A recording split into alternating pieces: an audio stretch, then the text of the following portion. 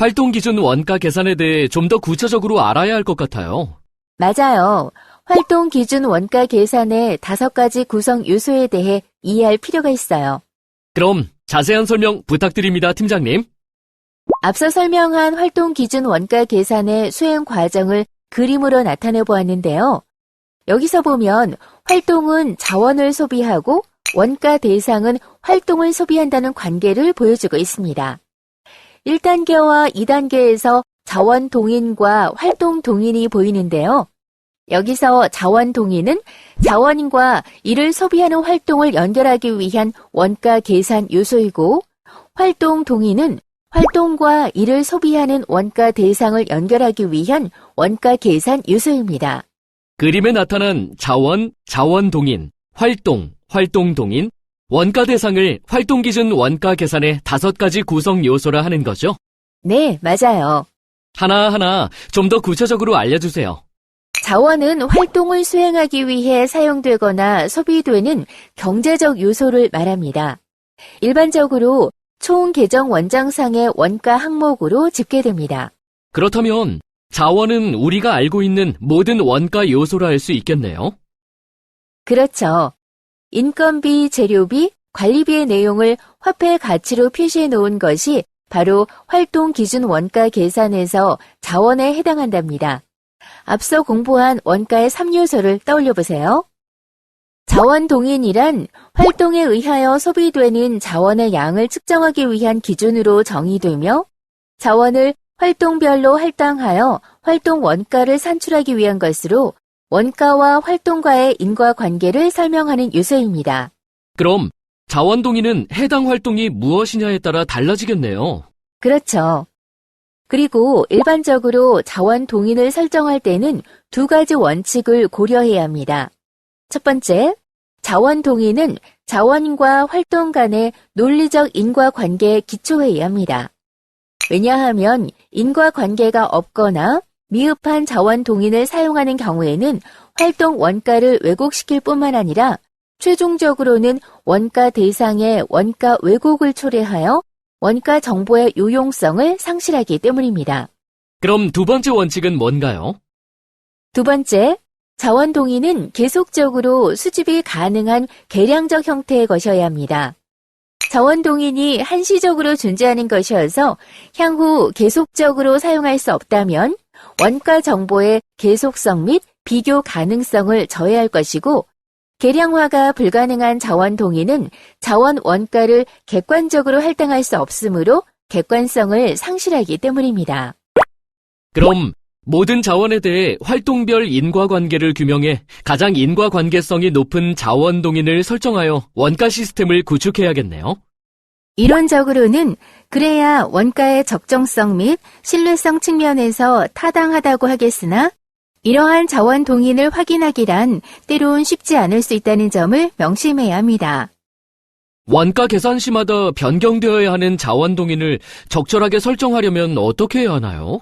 먼저 충분한 선행 원가 계산 연구를 탐색하여 어떤 요인이 자원 동인으로 활용되었는지, 그중 어느 자원 동인이 지금 내가 하고 있는 활동 기준 원가 계산에 적합한지를 분석하고 결정할 수 있는 안목을 길러야 하겠습니다. 우리나라의 경우 간호활동 기준 원가 계산 관련 선행 연구에서는 간호자원, 즉 간호사 인건비를 간호활동으로 배부해주는 자원 동인으로 주로 간호활동별 상대 가치 점수, 간호활동별 표준 간호시간, 또는 간호활동별 시간 비율 등이 사용되었으니 참고하세요. 활동은 조직 내에서 조직 목적 달성을 위해 수행하는 일 또는 일련의 일의 집합을 말합니다. 활동 기준 원가 계산에서 가장 중요한 요소라고 할 수 있겠네요. 그렇죠. 원가 대상이 활동을 통해 자원을 소비한다고 보니까요. 병원의 원가 계산 시에 활동 기준 원가 계산을 적용한다면 인적 자원, 즉 간호사의 인건비가 간호 서비스 활동에 녹아들어서 결과적으로 이를 필요로 하는 환자에게 소비되는 것이죠. 이와 같이 활동은 활동 기준 원가 계산에서 원가와 원가 대상을 연결하는 매개 역할을 하는 것입니다. 그럼 활동에는 직접 간호활동, 간접 간호활동, 환자 관리활동, 병동 관리활동 등 간호사가 환자 간호를 목적으로 수행하는 모든 직간접의 활동이 포함되겠네요. 네, 맞아요. 활동 동인이란 원가 대상에 의해 소비되는 활동의 양을 측정하기 위한 기준으로서 활동 원가를 원가 대상으로 할당하기 위한 배부 기준을 의미합니다. 이는 자원동인이 자원을 활동으로 할당하는 기준인 것과 같은 맥락인가요? 네. 그리고 활동 동인 역시 자원 동인과 마찬가지로 원가 대상이 무엇이냐에 따라 달라지므로 원가 계산 대상과 목적에 맞는 적절한 활동 동인을 설정하는 것이 매우 중요해요. 그럼 활동동인 설정 시 고려해야 할 사항은 없나요? 활동 동인 설정 시 고려해야 할 원칙은 자원 동인 설정 시 원칙과 동일해요.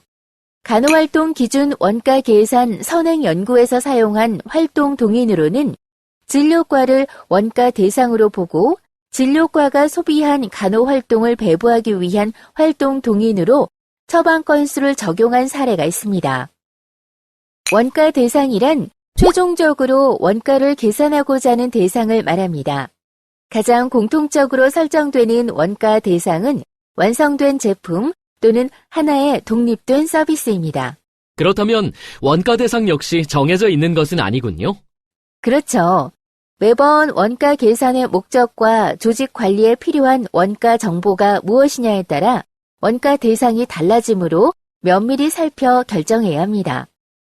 이제 활동 기준 원가 계산의 5요소를 간호에 적용한 사례를 통해 전체적으로 다시 한번 정리해 봅시다. 사례에서와 같이 활동 기준 원가 계산의 5요소 중 자원에 해당하는 것은 간호사 인건비가 되며 활동은 직접 간호 활동과 간접 간호 활동이 됩니다.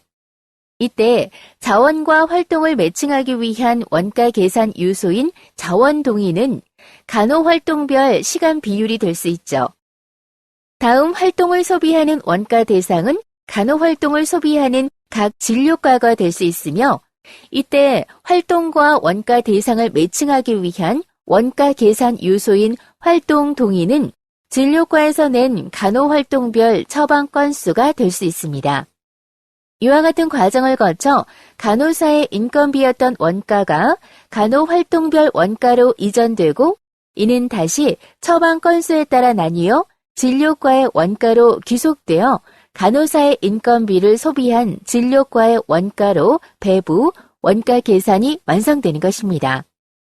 이렇게 간호활동 기준 원가 계산의 사례를 통해 5가지 구성 요소를 살펴보니 활동 기준 원가 계산이 기존의 원가 계산에 비해 어떤 특징을 가지고 있는지 확실하게 이해가 가네요. 다행이에요. 열심히 학습하신 결과입니다.